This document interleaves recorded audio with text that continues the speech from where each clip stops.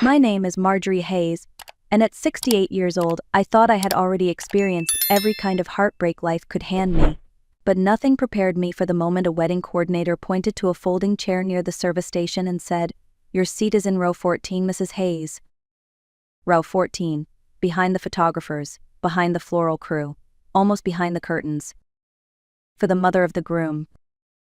People around me wore diamonds in tailored suits. Champagne flutes chimed softly, and the entire hall shone with the elegance that came from old money.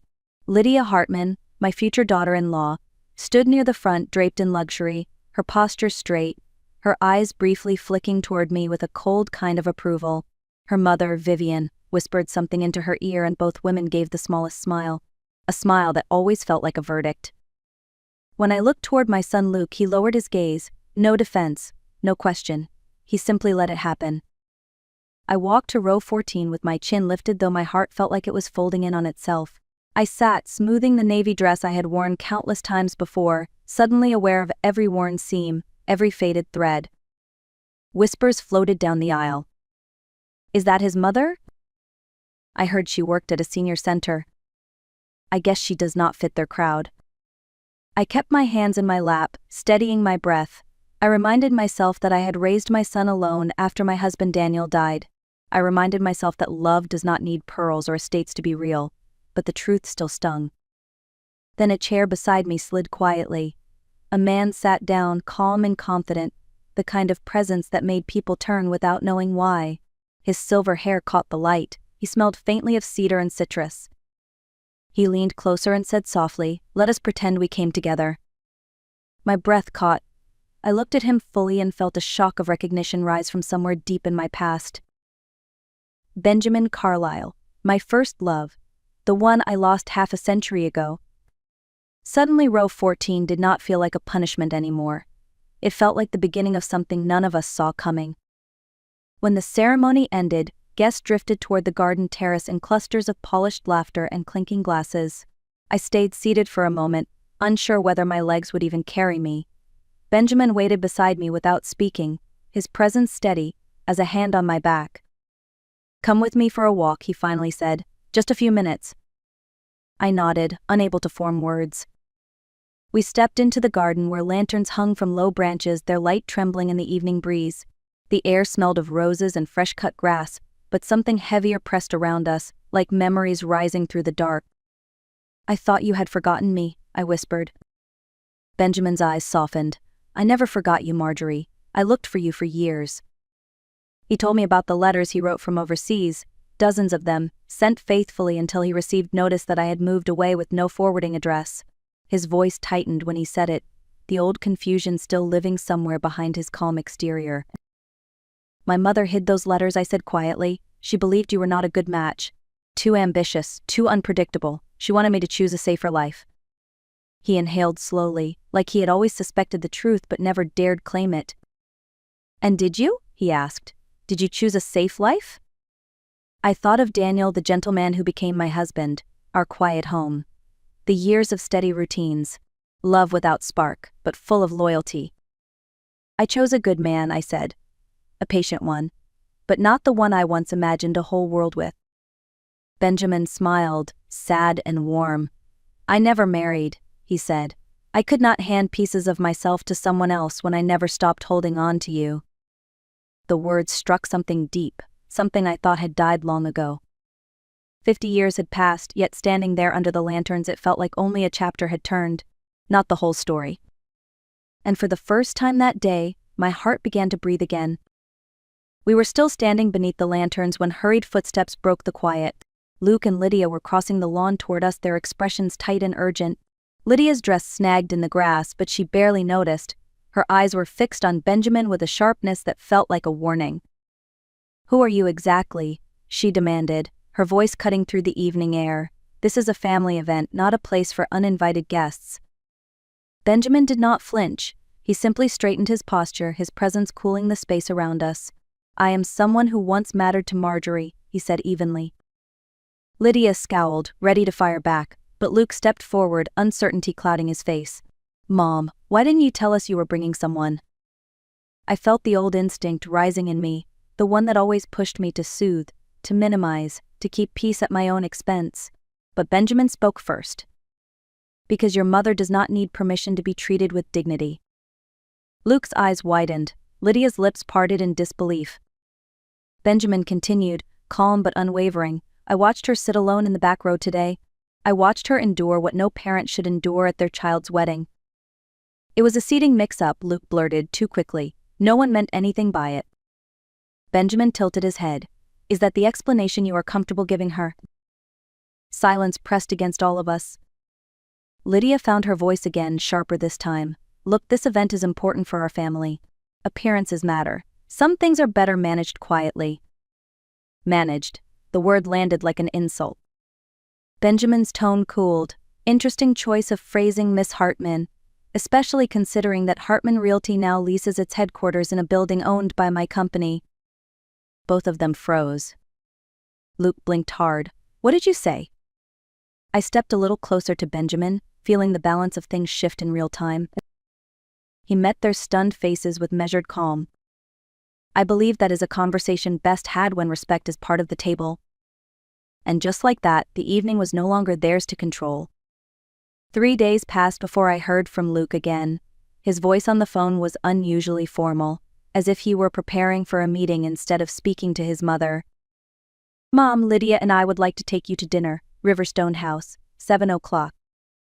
Riverstone House was not a place people chose for casual meals. It was where executives negotiated mergers and families discussed inheritances. The invitation told me everything. This was not about mending hearts. This was about something they wanted. Still, I agreed. Sometimes facing the truth requires walking right into the room where it hides. The restaurant was dim and elegant, the kind of space where voices softened automatically. Lydia stood when I arrived, smiling the tight smile she used at charity events. Marjorie, we are so glad you came. I took my seat. Luke avoided my eyes as he reached for his water glass. We wanted to talk about family, he said, about staying close. Lydia folded her hands on the table, the diamonds on her fingers catching the light. We also heard something recently, about Carlyle Holdings acquiring our building. Such a coincidence. There it was. Her tone was sweet, but fear pulsed beneath every word. Losing that space would crush their company. We were hoping you might speak to Mr. Carlyle, she continued, steadying her breath. Encourage him to consider a long-term partnership. It would help all of us. I sat very still. For years I had let myself shrink in moments like this, but not tonight. Luke, Lydia, I said softly, when you placed me in the back row at your wedding, that was not a business decision. That was a choice about respect. And now you want something from the same person who refused to watch you diminish me. Lydia stiffened. That was a misunderstanding. No, I replied, it was a revelation. Before either could answer, the door opened. Benjamin stepped in with quiet certainty and took the empty chair beside me. No need for further explanation, he said calmly. We will discuss the lease when dignity is no longer negotiable. Lydia's face drained of color. Luke swallowed hard. For the first time in years, I did not feel small at their table. I felt equal. And that changed everything. The next morning, I was trimming the roses along my front walk when a sleek black sedan pulled up to the curb. The door opened, and Vivian Hartman stepped out with the measured grace of someone who expected the world to part for her. She approached with a practiced smile. Marjorie, dear, I hope I am not intruding. Vivian Hartman did not hope. Vivian Hartman expected. I led her to the living room. She sat upright on the edge of the sofa, her purse resting on her lap like a symbol of authority. Without any preamble, she opened it and slid a crisp envelope across the coffee table. Inside was a check for $50,000. Her voice was smooth, almost kind. This is not a bribe, she said. Think of it as a gesture of appreciation. If you could speak to Mr. Carlyle and encourage him to maintain our lease, it would prevent unnecessary disruption for our employees. I am sure you want what is best for your family. I studied her. The pearls around her neck. The perfect hair. The confidence of a woman who believed money could smooth anything, even disrespect. I lifted the check. The paper was thick, expensive, almost heavy. Vivian watched me closely, waiting for the moment I would thank her and fold myself into obedience. Instead, I tore the check in half. Then again, and again, until the pieces lay scattered like pale confetti on the table. Vivian's composure cracked for the first time. Her eyes tightened. That was unwise, Marjorie. I stood and opened the front door. Doing the right thing often looks unwise to people who measure worth in dollars. She rose slowly, gathering her purse. Be careful, she said, her tone cooling. You do not understand the world you are stepping into. I met her gaze. Then maybe it is time I learn it on my own terms. She left without another word, the echo of her heels fading down my walkway. The roses behind me smelled sweeter than they had in years. 2 days later, Benjamin called and asked if I could meet him at his downtown office. His voice was steady, but there was a quiet seriousness behind it that made me set aside everything else. When I arrived, the receptionist guided me to a conference room with tall windows overlooking the city. Benjamin stood when I entered. Thank you for coming, Marjorie. There is something you should hear directly. Beside him sat a woman in a gray suit, poised and confident. She introduced herself as Claire Eastwood, senior counsel for Carlyle Holdings. Her handshake was firm, her eyes direct but warm. Please sit, Mrs. Hayes, she said, sliding a folder toward me. Mr. Carlyle requested a full review of the Hartman Realty lease. There are several issues that give us legal grounds to make changes. I opened the folder. The pages were filled with terms I did not understand, but Claire spoke with clarity. There are 2 options. First, we can terminate their lease immediately. They are in violation of multiple clauses. This would give them 72 hours to vacate the building. I felt a twist in my stomach. That kind of eviction would devastate their entire company. It was too harsh, too final. Claire continued. The second option allows Hartman Realty to remain, but under revised conditions. Conditions designed to address conduct and accountability. She turned the page to a new list. 1. A written public apology to you, Mrs. Hayes, posted on their website and published in the Business Journal. 2. A guaranteed financial commitment to the Daniel Hayes Scholarship for students with financial need, 5 years minimum. 3. Annual contributions to the Chicago Senior Justice Fund. 4.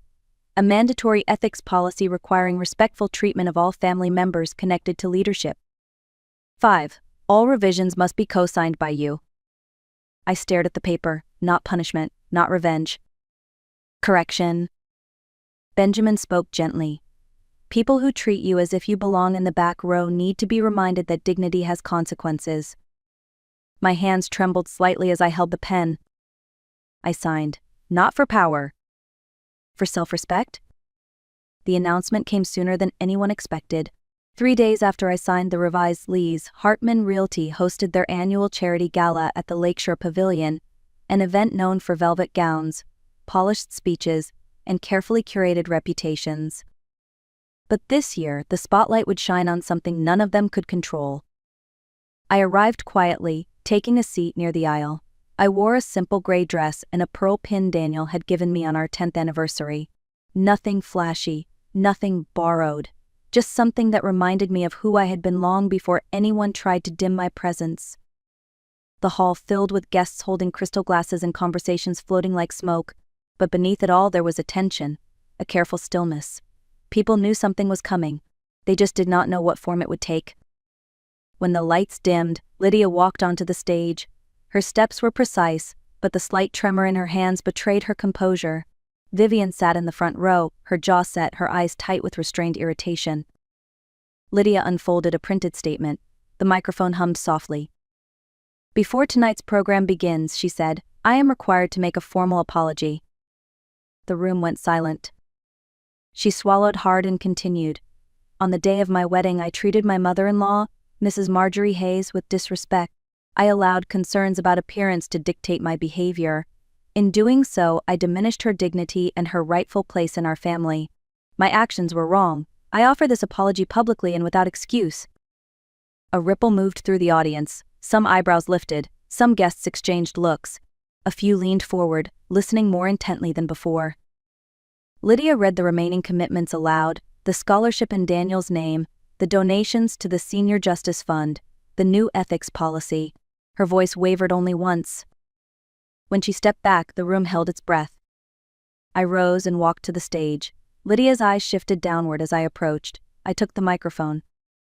I accept your words, I said, But forgiveness is not a moment.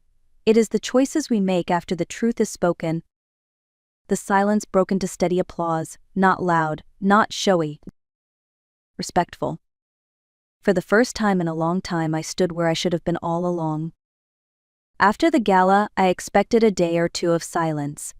Instead, Luke showed up on my porch the very next morning, holding 2 cups of coffee and wearing the expression of a man finally ready to stop running from himself. "Mom, can we talk?" he asked. We sat on the porch swing, the wood creaking softly beneath us. He handed me a cup and stared at his shoes for a long moment before speaking. "I let things get out of control," he said quietly. "I let Lydia and her family decide what mattered. I thought keeping the peace meant staying quiet, but all it did was make me smaller. And it hurt you." His voice cracked. I saw the guilt settle into his shoulders, heavier than any business responsibility he carried. I put a hand on his arm. "Luke, you're my son. I've been waiting a long time to hear the truth from you. Not excuses, not deflection, just truth." He nodded, eyes shining. "I'm sorry, Mom, not because of the lease, not because of the apology, because I forgot who taught me how to stand tall in the first place." We sat together for a while, letting the wind fill the silence. Healing does not need speed. It needs honesty. Later that week, Lydia asked to meet me alone. She arrived without makeup, without diamonds, without her usual protective shell. "I'm not here to defend myself," she said. "I just need to say something I should have said a long time ago." She took a shaky breath. "I treated you like an inconvenience, someone to manage, and that was wrong. I grew up thinking appearance was survival, but I hurt people who didn't deserve it." She looked directly at me. "When you come back from Italy, I want to earn your trust, slowly, properly, no pretending." I studied her face. The pride was gone. The fear too. What remained was sincerity, something I had never seen from her before. I nodded. "Trust can grow, Lydia, but only if we water it together." Her eyes filled, but she smiled. "Then I will show up for it, every day." And for the first time, I believed she meant it. A few days later, Benjamin called and asked if I could meet him downtown. His voice carried a warmth I had grown familiar with, but there was something else beneath it too. Anticipation. Purpose. He picked me up outside my house and drove toward the lakefront, past the quiet neighborhoods and into an area filled with new construction. We pulled up to a modern glass building still wrapped in scaffolding. "What is this?" I asked. He smiled slightly. "Come and see." Inside, the elevator opened to the top floor. The space was unfinished, but sunlight poured through tall windows, flooding the concrete with gold. The lake shimmered beyond the glass, stretching in a long silver line. "This will be the community wing of our new cultural center," he said, "and there is something here I wanted you to see." He guided me toward a corner of the room where a simple easel stood. On it was a design board showing a reading nook with soft chairs, shelves of children's books, and a warm, welcoming sign. "The Harold and Marjorie Reading Corner." I stopped breathing for a moment, Daniel's name beside mine, not erased, not overshadowed, honored. Benjamin's voice softened. "You spent your life giving knowledge to children who needed it. I wanted that legacy to stand somewhere visible, somewhere that reflects who you are." I touched the edge of the board lightly. It felt like a door opening into a room I never believed I would enter. Then Benjamin turned to me, calm but hopeful. "In 2 months, I need to go to Tuscany for a redevelopment project. It will be a few weeks, maybe longer, and I was wondering if you might want to join me." Italy. The kind of place Daniel and I only talked about in dreams. The kind of place I never thought my feet would touch. I looked out at the lake, at the horizon widening with light. Then I turned back to Benjamin and said quietly, "I want to go." It was the first time in my life I chose the future without fear. As the plane lifted off the runway a few weeks later, Chicago spread out beneath me in a quilt of streets and soft lights. I watched the city grow smaller until it became a memory pressed against the window. But instead of feeling fear or uncertainty, I felt something unexpected. Lightness. For the first time in years, I was not holding myself together for anyone, not for Luke, not for Lydia, not for a world that measured worth by appearance or wealth. I was stepping into a future I chose myself. Italy unfolded beneath us in rolling landscapes and sun-soaked hills. In Tuscany, I walked through vineyards older than any memory I carried. I breathed air that somehow felt like permission, and in the quiet moments, sitting beside Benjamin on a terrace overlooking olive trees, I realized a truth that had taken me a lifetime to learn. Worth is not something others assign to you. It is something you claim for yourself. Respect is not won by silence, it is earned by standing up, even when your voice is soft. And a seat at the table is not a gift, it is a right. When I eventually returned to Chicago, things had changed. Luke greeted me with steadier eyes. Lydia welcomed me with genuine warmth. And the reading corner with my name and Daniel's stood proudly, filled with children discovering worlds and books. My life did not become perfect, it simply became mine. If you are listening to this, I want you to remember something. You deserve to be treated with dignity. You deserve to take up space. And you deserve a life that reflects your worth, not someone else's comfort. If this story spoke to you, tell me where you are watching from. Share a moment when you reclaimed your voice. And if you want more stories of healing, courage, and the quiet strength of choosing yourself, please like, share, and subscribe. Your story matters, and your seat is waiting.